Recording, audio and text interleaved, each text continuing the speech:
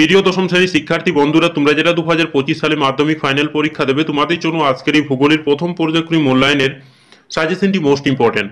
দেখো, তোমাদের সামনে মাত্র আমরা কয়েকটি প্রশ্ন রেখেছি। এই প্রশ্নগুলো তোমরা কেবলমাত্র অভ্যাস করবে। তোমরা দেখবে এখান থেকে 100% হুবহু কমন পেয়ে যাবে। তোমরা জানো যে 2025 সালে তোমাদের জীবনের সবচেয়ে বড় পরীক্ষা দেবে এবং এই পরীক্ষাটি তোমাদের জীবন নির্ধারণ করে যে তোমরা কোন পথে এগোবে।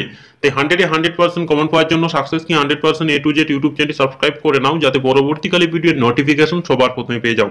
তো দেখো, তোমাদের সামনে আমরা আজকে যে 3 মার্কসের প্রশ্নগুলো রেখেছি, কেবলমাত্র তোমরা এই প্রশ্নগুলো অভ্যাস করবে। তোমরা দেখবে প্রথম পর্যায়ক্রমিক মূল্যায়নের সাথে সাথে টেস্ট ও ফাইনাল পরীক্ষাতে তোমরা এখান থেকে হুবহু কমন পাবে, এতটা কিন্তু বলে গেলাম। কারণ এই প্রশ্নগুলো খুব বাছাই ছাঁটাই করে আমরা এখানে রেখেছি। তোমরা কেবলমাত্র এই প্রশ্নগুলো অভ্যাস করো, তোমরা দেখবে এখান থেকে 100% হুবহু কমন পেয়ে যাবে। তো দেখো, প্রথম প্রশ্নটি মোস্ট ইম্পর্টেন্ট। গিরিখাত ও ক্যানিয়নের 3টি পার্থক্য লেখো। এই প্রশ্নটি কিন্তু 100% কমনযোগ্য প্রশ্ন, মোস্ট ইম্পর্টেন্ট। তোমাদের প্রত্যেককে বলবো এই প্রশ্নটি কিন্তু খুব সুন্দরভাবে অভ্যাস করে রাখো। তোমরা এই প্রশ্নটি কিন্তু হুবহু কমন পাবে, সেই মতো একটি প্রশ্ন। রোসেনতানি ও ড্রামলিনের মধ্যে 3টি পার্থক্য লেখো। এই প্রশ্নটিও কিন্তু সমানভাবে গুরুত্বপূর্ণ, মোস্ট ইম্পর্টেন্ট। নদীর মোহনায় বদ্বীপ গড়ে ওঠার অনুকূল ও প্রাকৃতিক পরিবেশ আলোচনা করো, মোস্ট ইম্পর্টেন্ট। অনুদৈর্ঘ্য ও তির্যক বালিয়াড়ির 3টি পার্থক্য লেখো, মোস্ট ইম্পর্টেন্ট।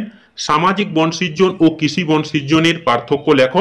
বদ্বীপ গড়ে ওঠার অনুকূল পরিবেশগুলি লেখো। এই প্রশ্নটিও কিন্তু 100% কমনযোগ্য প্রশ্ন, মোস্ট ইম্পর্টেন্ট।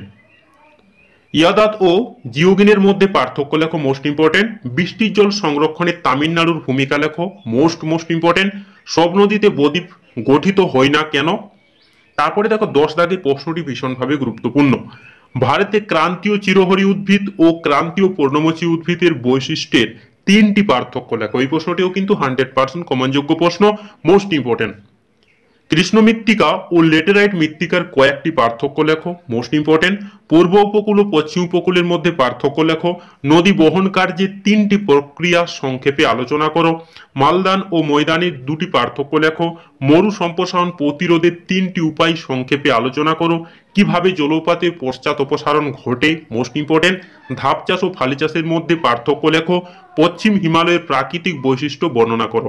এই যে তোমাদের সামনে আমরা আজকে 3 মার্কসের যে প্রশ্নগুলো রাখলাম, এই প্রশ্নগুলো তোমরা কেবলমাত্র অভ্যাস করবে। তোমরা দেখবে এখান থেকে 100% হুবহু কমন পেয়ে যাবে, এতটা কিন্তু গ্যারান্টি দিয়ে গেলাম।